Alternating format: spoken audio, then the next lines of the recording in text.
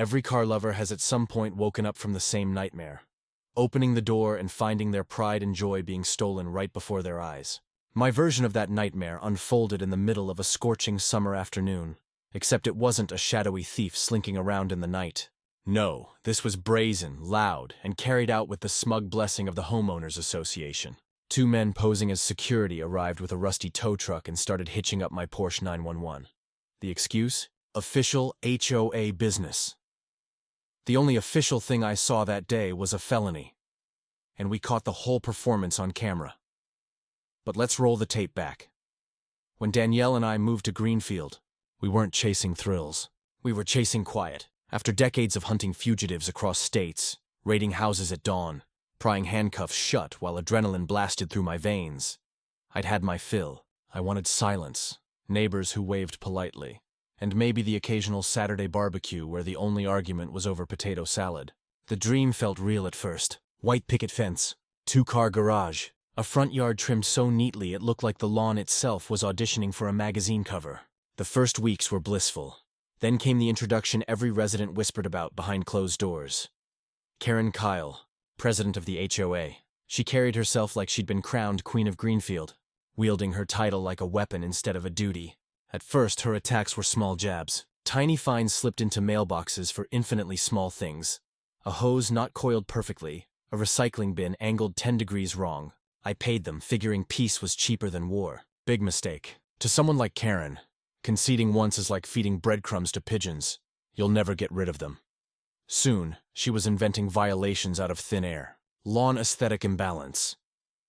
Yes, that absurd phrase made its way onto paper with her signature. It crossed the line from nuisance to harassment so quickly that it was hard to tell if she was running an HOA or auditioning for a role as village tyrant. Then came the act that confirmed just how far she was willing to go. One morning, I stepped outside and my heart sank. My Porsche, my single real indulgence, polished and cared for like an only child, sat on 4 perfectly flat tires. Not age, not wear. Cuts. Clean, deliberate, precise knife cuts across the sidewalls. No note, no witness, just the quiet stink of malice. Now, after years of tracking the criminally petty and the dangerously ruthless, you develop instincts. This was no random vandal. This was personal. I replaced the tires anyway, biting my tongue. A day later, another Karen special appeared. A final warning. She accused my car of leaking fluids, of being in disrepair, of bringing down community standards. Ridiculous. Brand new engine, factory condition shine. The only real injury had been her knife work. And yet, with a single piece of paper, she threatened, if I didn't move it, the Porsche would be towed at my expense. Where exactly? Not into the garage, still cluttered with boxes from our move. And not onto the street, because sunlight parking was outlawed overnight. She had cornered me into a catch-22, gleefully waiting to spring her trap. That's how I found myself, shirt sticking to my back at high noon on Elm Street, staring down a tow truck angled across my driveway. The truck was a relic, rust-specked panels, squeaky winch, and one of those flimsy magnetic door signs that said, HOA Security. If legitimacy could be bought at the dollar store, this was it. 2 men stood by my car, built tall and heavy, with the kind of bulk that screamed brawler rather than professional. One fiddled with the hook and chain, the other leaned casual, flashing me a smirk that already tasted like victory. And overseeing them, throneless but regal in her own head, Karen, arms crossed, visor perched, pink tennis skirt crisp, cold eyes shrunk to needlepoints. She checked her watch with precision. Right on time. She loved theatrics. But so do I, when I control the script. I slammed the screen door behind me and stepped out, not in my usual weekend gear, but in a black t-shirt, bold white letters across the chest. U.S. Marshal, not Halloween decor, not a novelty tee. It was the same sweat-stained uniform we'd wear while baking in sun during long training days. Comfortable, practical, and today, intentional. A message. I squared myself before Danielle's phone camera. Live stream rolling, neighbors' eyeballs flooding in. Our digital jury assembling. Outcome already tilting. That's far enough, Mr. Matthews, Karen crowed, voice drenched with command she thought was law. I looked from her eyes to the lens. Then calm words carried across. For the record, I am U.S. Marshal George Matthews, and I'm documenting a crime in progress. Her lips curled. This is official HOA business. Your shirt means nothing here. This is private property. I let the calm slice through her tone. No, Karen. This here is a public street, and what you see is attempted vehicle theft. Now Fridge Man, the smirking one, laughed, hot and short. Private community, pal. Her rules. Back off before you get hurt. He shoved his sleeve high, revealing a vinyl armband with the words traffic enforcement stamped sloppy and mismatched. Wrong seal. Wrong font. Cheap knockoff. Danielle zoomed with the steadiness of a marksman. Capture achieved. Comments lit online. Fake cops? Illegal tow? The mob was forming. I wasn't done. I looked him over. Cheap work boots. A prison tattoo curling up his neck.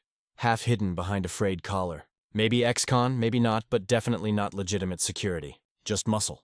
What's your name? I asked evenly. Who do you work for? Where's your tow license? Commercial registration? Surely you have legal paperwork since you're conducting a tow. For the first time, his smirk hiccuped. He glanced sideways at Ricky, the silent one still fumbling with chains. Karen's face flushed tense. You don't need to see anything, she spat. This is a private matter between the HOA and a resident in violation. Danielle, I said steadily into my hidden mic. Get the plate. Get that cheap magnet sign, too. Face as clear as possible. Her reply came quick, excitement boiling. Already on it. Viewer count over 100. Tony says this feels like a new reality show. I almost chuckled. Nosy Tony, unofficial watchman of 3 blocks. The man never missed a firework. That smirk returned as Muscle Man barked, Hook it up. Ricky, junk car, let's move it. Junk. He called my Porsche junk. My voice dropped low, carrying weight I'd learned over years of corners and raids. Don't touch it. Fridge Man swelled like a balloon, puffing out 6 feet in change of arrogance. He loomed inches from me, his stale coffee breath thick enough to coat.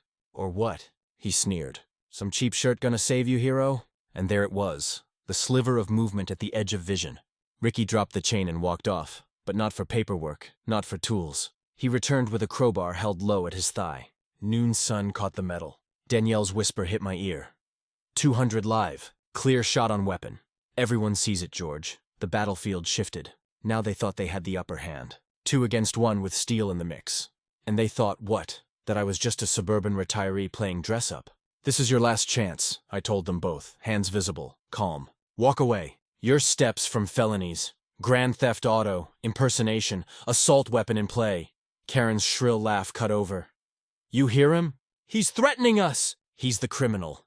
It was her cue, their signal, and Fridge Man shoved me, both palms hard to the chest, designed to topple me. But you don't topple a man prepared. I absorbed, planted, shifted 1 step back, steady as bedrock. At that exact second, metallic clang behind me as Ricky raised the crowbar higher. What happened next was not fight. It was mechanics. I stepped inside his arc, closed the gap, delivered a precise palm strike to his jaw. Crowbar slipped loose. Metal clattered thunderously on the asphalt. I grabbed momentum, used Ricky's stumble, and shoved him clean into Fridge Man. Both tried to regroup. Both hit pavement instead. Done. Seconds, controlled, calculated. Breathing steady, I spoke for the stream.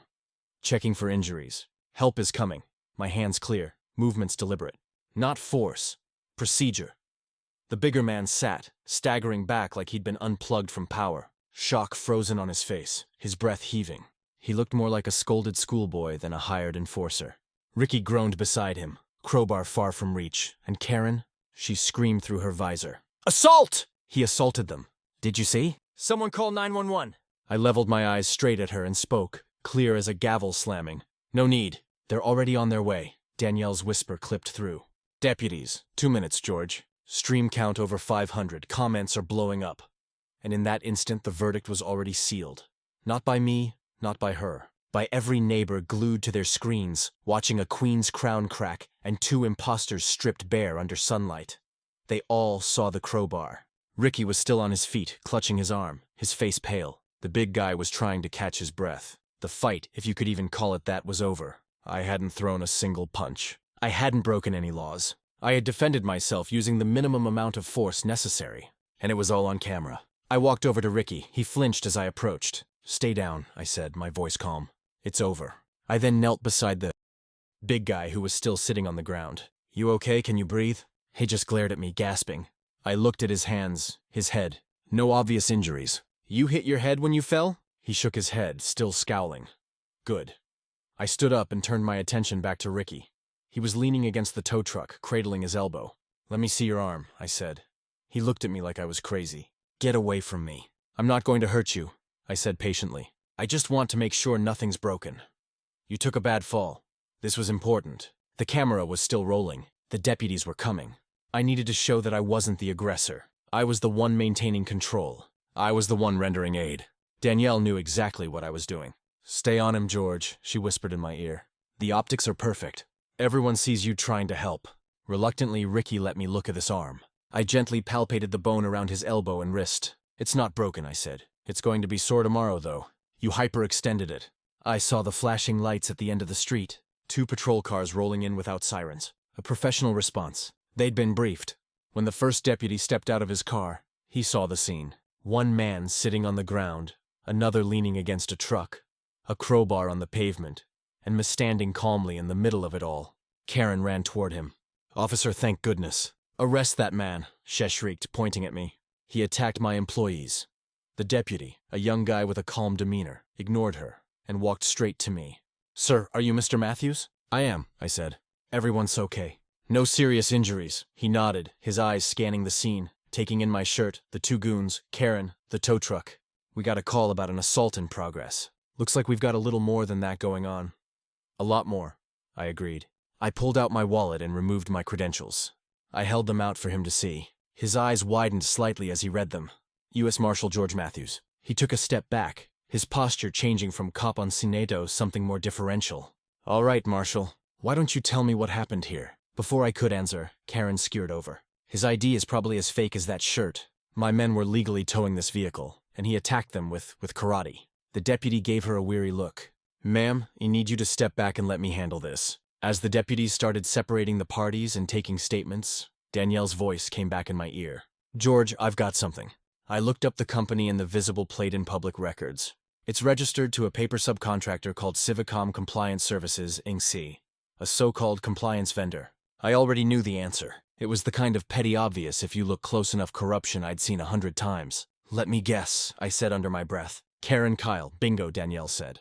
And there's more. The company was formed 2 months ago, has no municipal vendor record, no indemnity bond, and 0 authority to impound anything. The tow truck isn't on any approved carrier list. I looked over at Karen, who was arguing with the other deputy, her voice getting louder and more shrill. She thought she was in charge. She thought her rules were the only ones that mattered. She had no idea how much trouble she was really in. This was no longer just about a car or some fake fines. This was a criminal conspiracy, and her hired crew had assaulted me on camera on her order.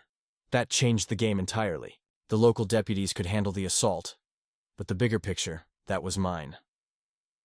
This little HOA queen had just picked a fight with the full weight of the United States government. She just didn't know it yet. In the immediate aftermath, Karen's little kingdom started to crumble, but she didn't see it. The deputies took statements, cuffed Ricky and his large friend, and put them in the back of a patrol car. Assault with a deadly weapon is not a suggestion. The crowbar, now tagged as evidence, told a story that Karen's screeching couldn't erase. The deputies impounded the illegal tow truck, which made me smile. No commercial insurance and no operator permit on file. So code requires an immediate impound. The irony was just too perfect. The impound rig left on someone else's hook. Karen was issued a citation for hiring an unlicensed, uninsured commercial vehicle. She stood on the sidewalk clutching that piece of paper like it was a personal insult. Her face a thundercloud. She was furious, but she still thought she was in control. She thought this was just a setback. In her mind, she was the victim. I knew better. This was just the opening move. While the deputies wrapped up the scene, I was already thinking about the next step. A full frontal assault on Karen's operation would take time. We needed evidence, warrants, a solid case. But in the short term, I wanted to send a message. I wanted to show her and the whole neighborhood that she wasn't untouchable. The law applies to everyone, even petty tyrants in tennis skirts. The opportunity came the very next day. Danielle and I were taking a walk around the neighborhood loop, a deliberately public stroll. The live stream from the day before had become a local legend. People waved from their porches. Neighbor Tony gave me a big thumbs up from his driveway. We were the talk of Greenfield. As we rounded the corner near the community clubhouse, I saw it. Parked right in front of a fire hydrant, gleaming in the afternoon sun, was Karen's personal golf cart. It was a custom job painted a garish shade of fuchsia, with her initials KK embroidered on the leather seats. It was her mobile throne, the chariot from which she surveyed her kingdom and handed out violations. And it was parked in a fire lane, blocking access to a crucial piece of emergency equipment. The hypocrisy was breathtaking. This was the woman who fined a neighbor $25 because his welcome mat was a non-approved shade of beige. Now, her hot pink golf cart was creating a genuine public safety hazard. For a normal car, it would be an instant ticket and a possible tow. But this was Karen's cart. In Greenfield, different rules applied. I stopped and looked at it. Danielle saw the look on my face. She knew that look. It was my "that's not right" face. "What are you thinking, George?" she asked, a smile playing on her lips. "I'm thinking about equal application of the law," I said. I pulled out my phone. I didn't call the police. That would be too simple. I called the non-emergency number for the local fire department. A friendly voice answered. "Fire Marshal's office." I said, "I'd like to report a vehicle blocking a fire hydrant on Elm Street in the Greenfield community. It's in the fire lane right in front of the clubhouse." I gave them the address. I described the vehicle. "A pink golf cart," I said, trying to keep the amusement out of my voice. "You can't miss it." The dispatcher sounded confused for a second. "A golf cart, sir." "That's right. It's completely obstructing access. If there was a fire here, you'd have a real problem." There was a pause then. "Okay, sir. We'll send a unit over to check it out." We continued our walk. We didn't stick around to watch. That would have been too obvious. We let the wheels of bureaucracy turn at their own slow, deliberate pace. About an hour later, the Greenfield Community Facebook page exploded. Someone posted a photo. It was Karen's fuchsia golf cart, and tucked under the windshield wiper was a bright orange ticket. A few minutes later, another photo appeared. This one showed a tow truck, a legitimate fully licensed tow truck this time, hooking up the golf cart. The comment section was a thing of beauty. Neighbor Tony wrote, "Looks like the Queen's Chariot is getting the royal treatment. L." Someone else posted, "Did she get a fine for aesthetic imbalance? That pink is hurting my eyes." It was a small victory, a petty one even, but it was public. It was satisfying. It showed everyone that the rules, the real ones, applied to Karen too. She couldn't just do whatever she wanted. Blocking a hydrant was against the law, whether you were driving a beat-up pickup or a bedazzled golf cart. That night, Karen was at our door. She didn't knock. She hammered on it with her fist. I opened it and just stood there blocking the doorway. "You!" she hissed, her finger jabbing at my chest. "You did this. You had my cart towed." "Your cart was blocking a fire hydrant, Karen," I said calmly. "That's illegal and dangerous. No one has ever cared about that before. That's my spot." "It's not a spot," I said. "It's a fire lane. The curb is painted red for a reason. You, of all people, should appreciate the importance of following the rules." Her face went from red to a deep, blotchy purple. For a second, I thought she was going to have a stroke. "This is harassment. You are targeting me. I am going to sue you for everything you have." I just sighed. "Karen, you hired 2 thugs who attacked me with a crowbar in broad daylight. You're running an illegal towing operation out of your garage. You are committing multiple felonies. Suing me should be the least of your concerns right now. You need a lawyer, a criminal defense lawyer. Now, if you'll excuse me, I'm having dinner." I closed the door in her face. I didn't slam it. I just closed it gently, firmly. I leaned against the door and listened as she sputtered and stomped away. Danielle came up behind me and wrapped her arms around my waist. "Think she got the message?" she asked. "No," I said, turning to face her. "People like her never get the message. They just get louder." Danielle smiled. "So, what's next now?" I said. "We dig." "She thinks this is about a golf cart. She has no idea what's coming. The ticket was just a jab. It was time to set up the knockout punch. We had her shell company. We had the testimony of the 2 goons who I was sure were ready to make a deal. But that was just the muscle. That wasn't the brain. I wanted to know how deep this went. How was she getting away with it? How was she turning fake fines into real-world consequences? Taping a notice to a door is one thing. Having the power to seize someone's property is something else entirely. That required a different level of authority, and I was willing to bet Karen wasn't acting alone. The golf cart incident was a firecracker. Now it was time to build the bomb.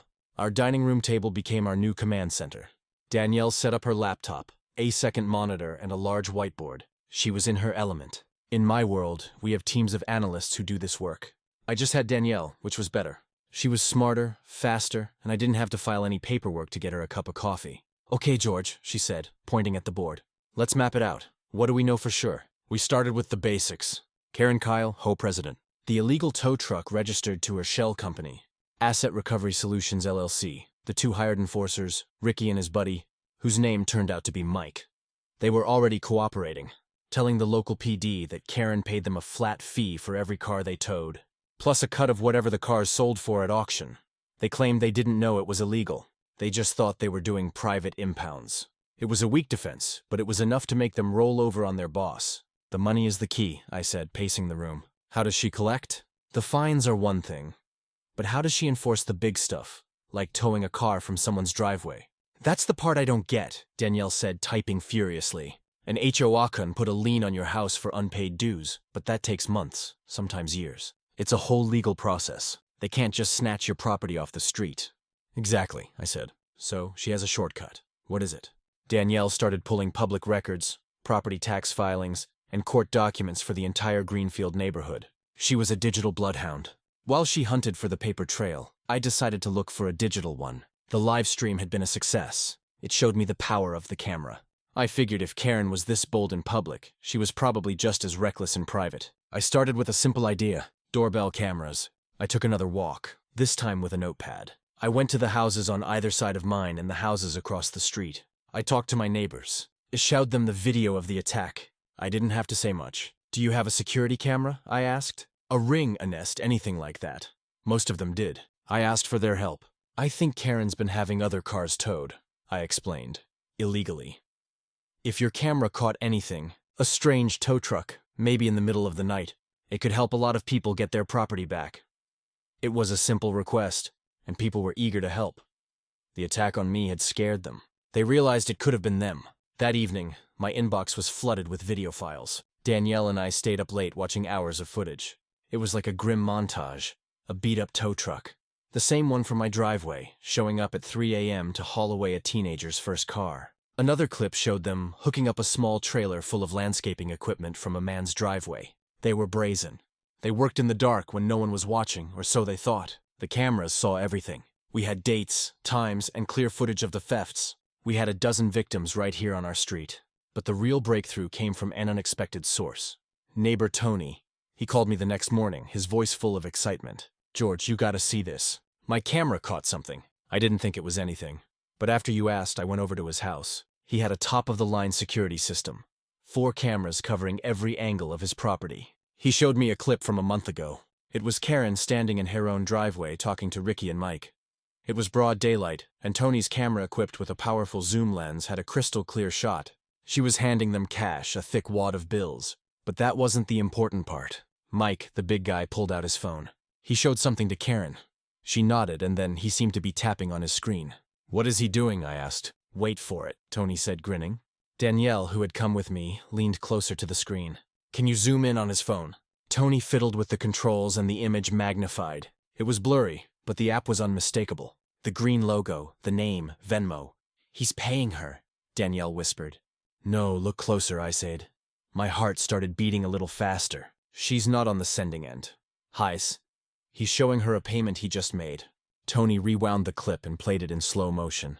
We saw Mike type in enemy, a dollar amount, and a note. The note was just one word, Inspector. It was a puzzle piece that didn't fit.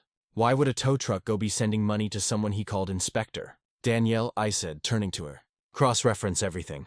The shell company, Karen's address, everything we have. Look for payments, bank records, Venmo, PayPal. We need a warrant. We don't need a warrant for Venmo, she said, a sly grin on her face. Most people keep their transactions public. It's the dumbest thing in the world. She pulled out her phone and started searching. She found Mike's profile in less than a minute. His transaction history was public. It was a gold mine. There were dozens of payments, all going to the same person, a man named Frank Miller. The notes were all single words. Inspection permit approval violation. Who is Frank Miller? I asked. Danielle's fingers flew across her phone's screen. A few seconds later, she looked up, her eyes wide. Oh, you are not going to believe this. She showed me the phone. It was a web page, a directory from the city government's official site. It was a list of city inspectors. The Venmo trail pointed to one name, Frank Miller, the city code inspector for Greenfield. That tied the fake tickets to an official seal. And right next to his name in parenthesis was his primary area of responsibility, the Greenfield subdivision.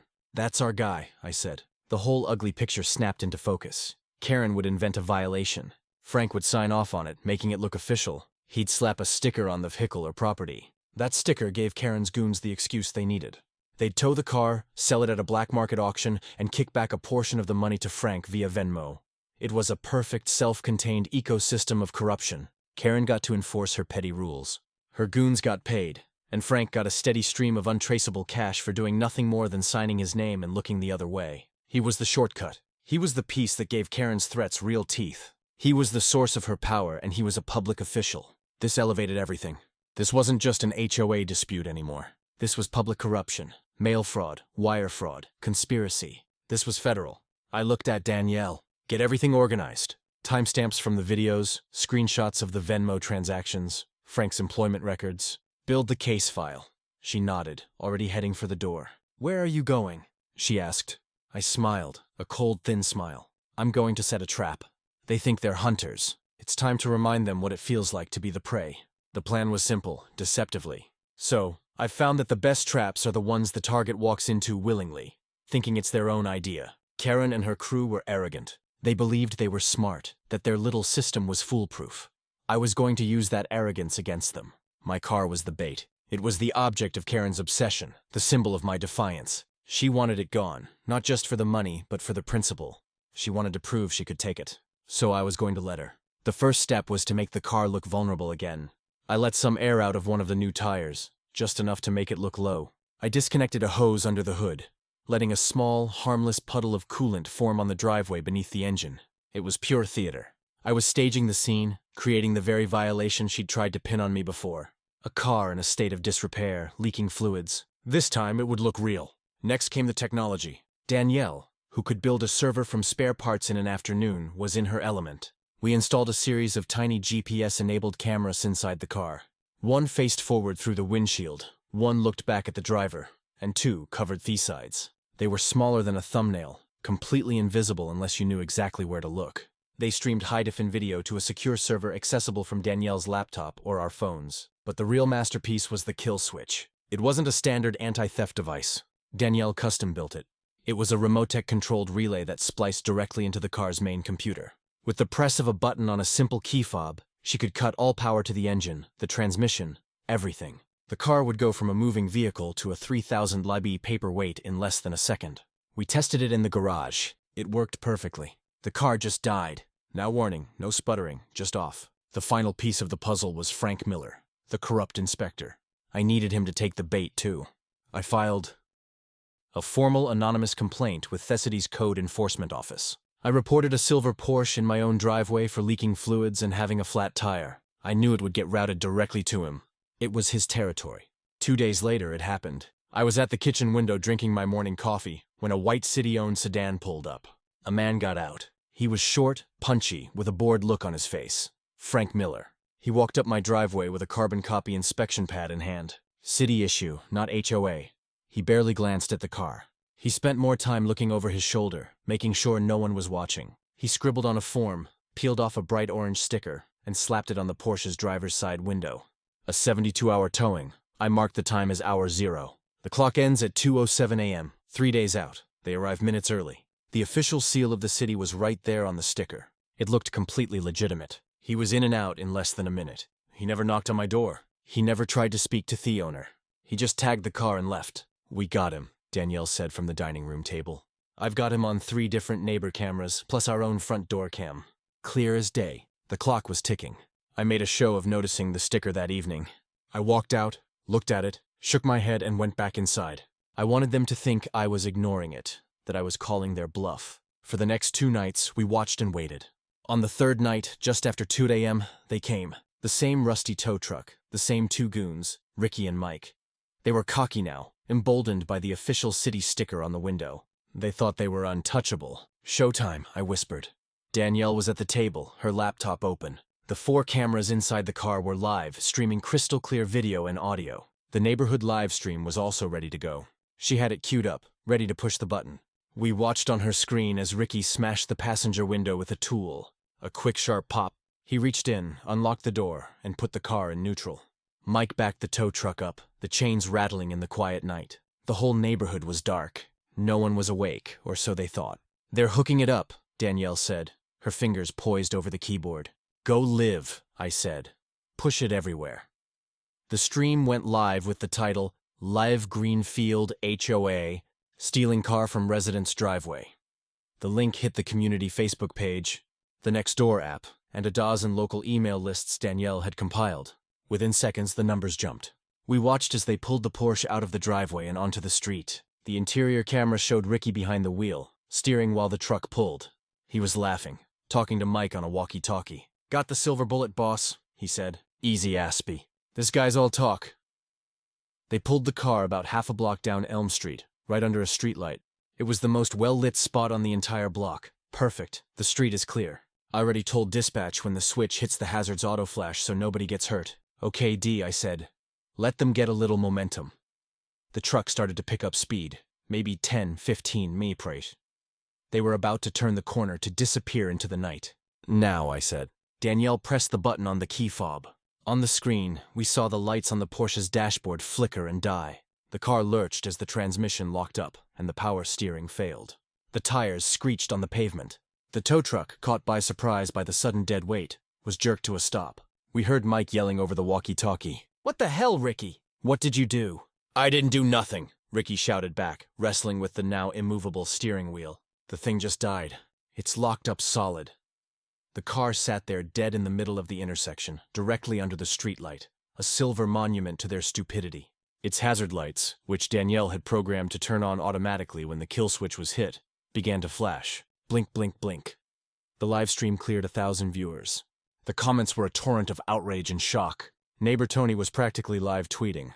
"They're in the middle of the street. The car won't move. This is better than TV."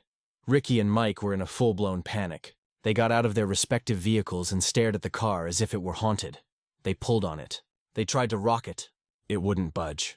The tow truck's engine whined as Mike tried to drag it, but the car's locked wheels just scraped along the asphalt, leaving black marks on the road. From down the street, lights started coming on in houses. People were watching the stream, and now they were looking out their windows, watching the real thing. Karen's whole scheme was literally stopped dead in the street under a spotlight with 1,000 people watching. I picked up my phone and dialed 911. "I'd like to report a grand theft auto in progress," I said, my voice perfectly calm. "LM Street, Greenfield. You can't miss it. It's the tow truck attached to a silver Porsche stalled in the middle of the intersection."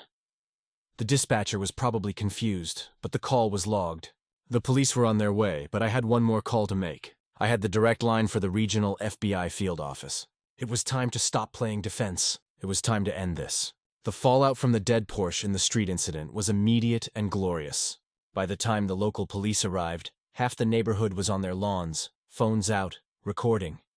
Ricky and Mike offered no resistance. They just sat on the curb, heads in their hands, defeated. They were arrested again, but this time the charges were far more serious. Grand theft auto, conspiracy, destruction of property for the window they'd smashed. Their short, unprofitable careers as fake security were over. The FBI agents I'd called met me at my house. They were all business, but when they saw Danielle's setup, the multiple camera angles, the GPS tracking data, the audio from inside the car, they were impressed.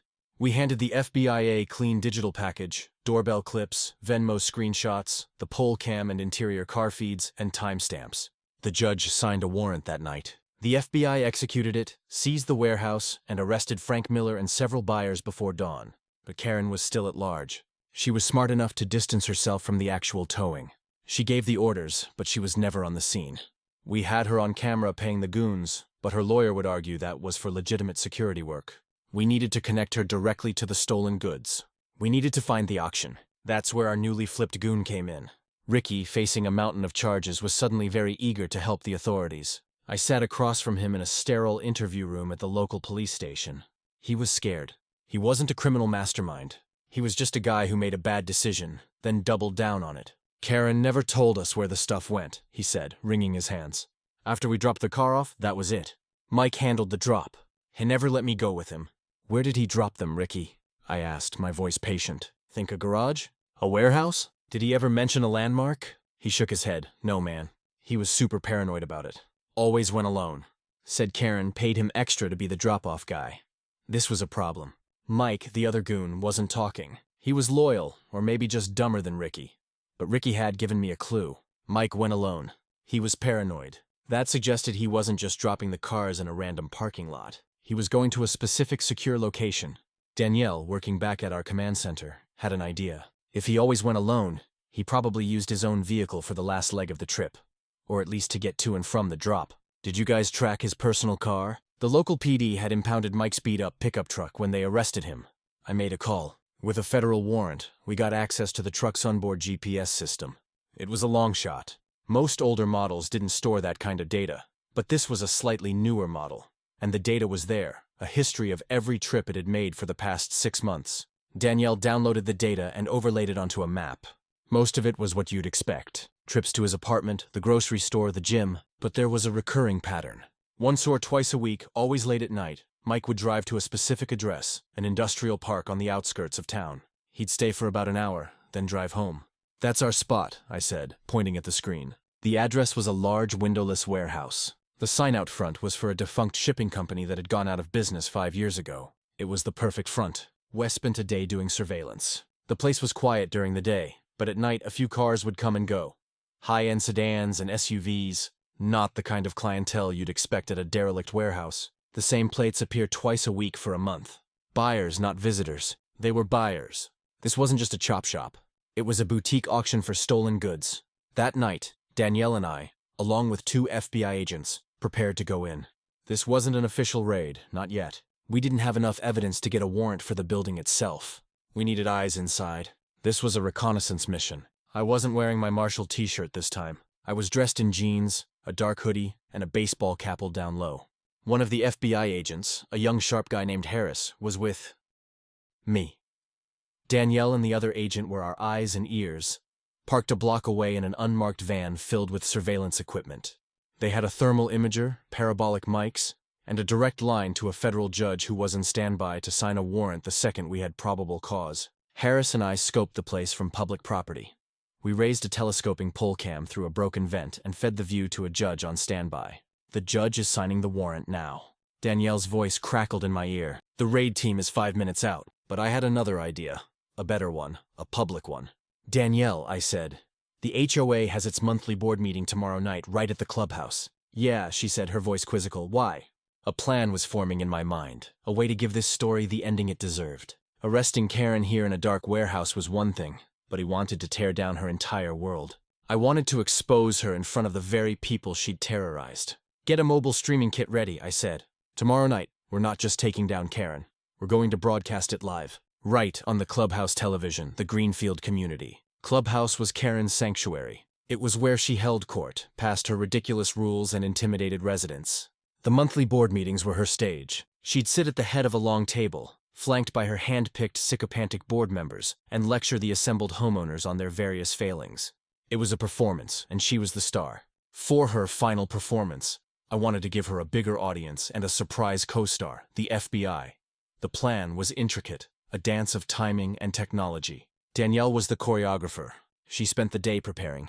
The FBI raid team would hit the warehouse at precisely 7:15 p.m., just as Karen was scheduled to begin her meeting.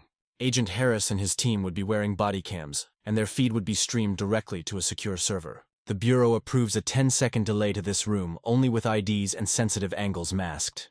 Danielle's job was to intercept that feed and broadcast it. Getting the signal into the clubhouse was the tricky part. We couldn't just walk in and plug a laptop into their TV. So, we used a little trick of the trade. Earlier that day, with the clubhouse manager's written approval for an AV test, Danielle discreetly installed a small wireless receiver into the meeting room TV. It looked like routine work, but let us beam a remote feed into the room from the van. That evening, the clubhouse was buzzing.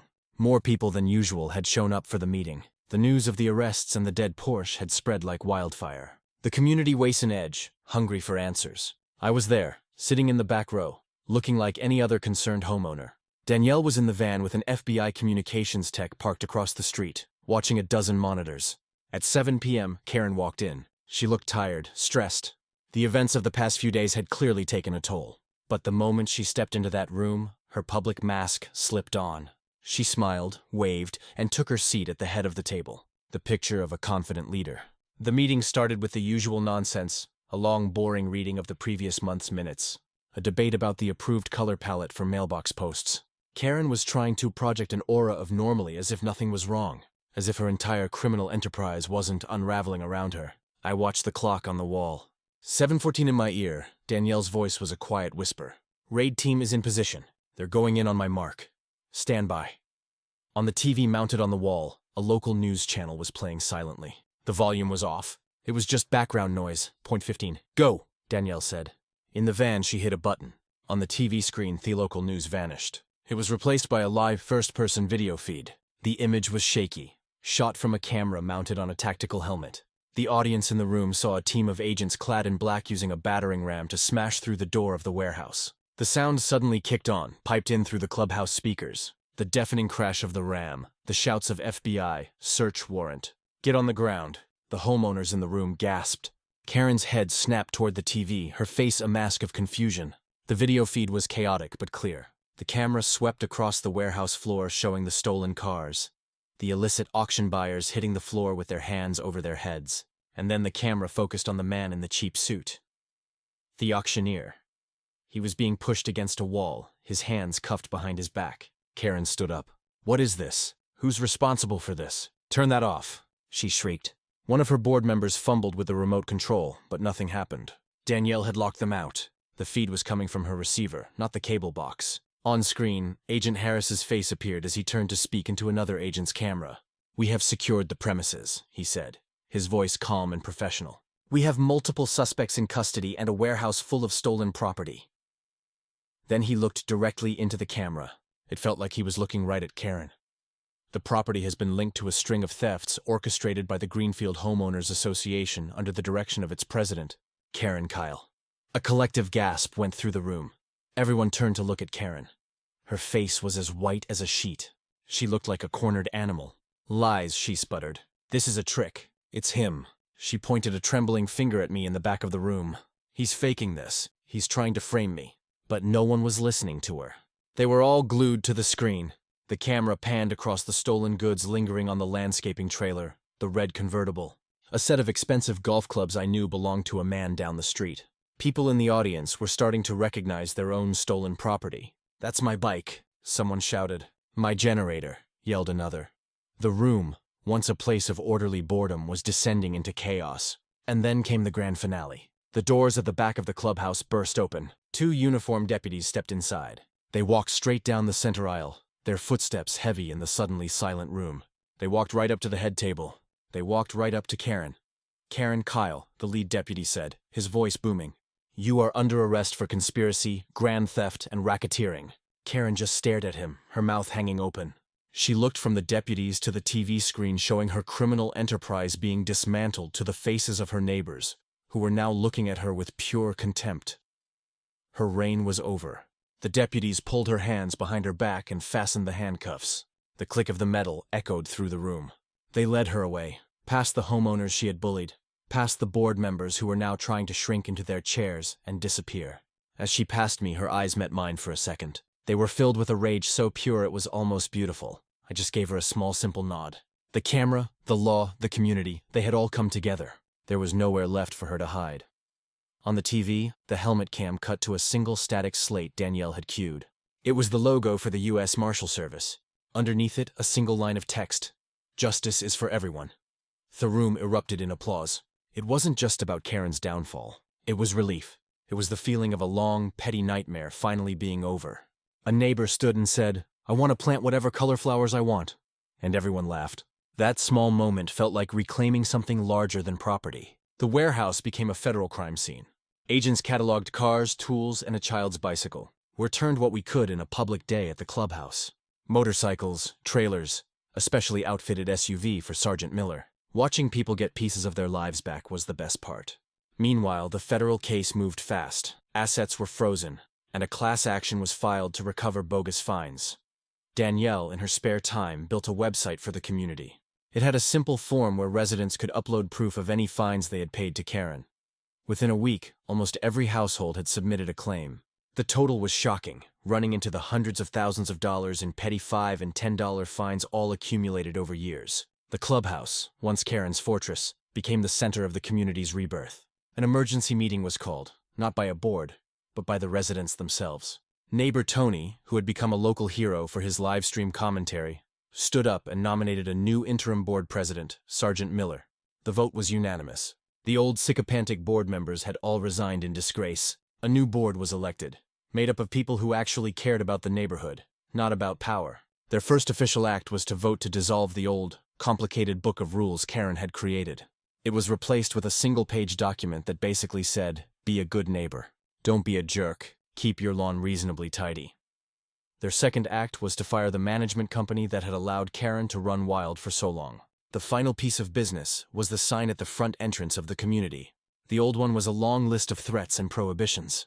No soliciting. Private property violators will be prosecuted. Sergeant Miller himself, with a little help from me, took it down with a crowbar. The same one Ricky had used to attack me, now released from evidence. In its place, we put up a new sign. It was simple. Painted in friendly, welcoming letters. It read, "Welcome to Greenfield, a community of neighbors." It was a fresh start. The fear and paranoia that had gripped the neighborhood were gone, replaced by a sense of unity. People were talking to each other again. Block parties were being planned. The community was healing. I knew it wouldn't always be perfect. There would be new disagreements, new challenges. But something fundamental had changed. The residents of Greenfield had seen firsthand what happens when one person is allowed to have unchecked power. And they had also seen what happens when people decide to stand up, speak out, and work together. They had taken back their community. The Porsche sat in the drive again, glass replaced, codes cleared. But I found I wasn't as interested in driving it anymore. The whole ordeal had reminded me what was truly important. It wasn't about having nice things. It was about having a safe place to call home. A place where the rules are fair and justice isn't just a word on a t-shirt. What broke her was evidence and neighbors who would finally speak up. Power built on isolation is brittle. A camera turned private fear into public proof. The live stream wasn't just a tactic. It was the hinge that moved neighbors from alone to allied. Put together, law plus cameras plus community create real teeth. The law gives authority, cameras give evidence, and neighbors give the will to act. It needs to be pointed in the right direction.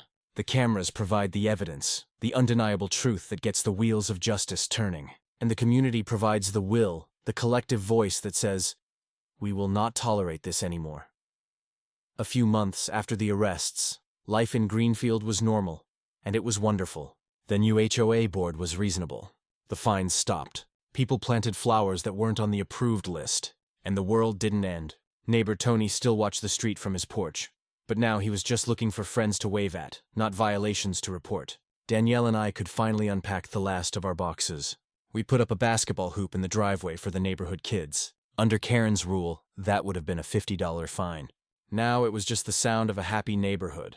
Karen, Kyle, and her associates all took plea bargains. Faced with the mountain of evidence against them, they had no other choice. She's serving a sentence in a federal prison, not for as long as I'd like, but long enough. She lost her house, her money, her power. She's just a number now. Her bubble of invincibility popped for good. Sometimes when I'm out for a walk, I'll pass her old house. A new family lives there now. They have a dog that barks a lot and kids who leave their toys all over the front lawn. It's messy, it's imperfect, it's real, and no one gives them any trouble about it. We moved here for peace and quiet, and what we found was something better. Community. We learned that peace isn't something you find, it's something you build, and sometimes you have to fight for it. My name is George Matthews. I'm a U.S. Marshal. My job is to enforce the law and hunt down fugitives. But this time, the fight wasn't in some dusty border town or a dark city alley.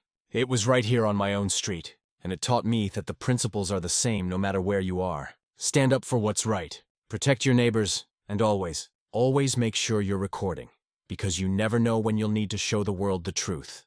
And when they see it, they'll know that no one, no matter how powerful they think they are, is truly untouchable.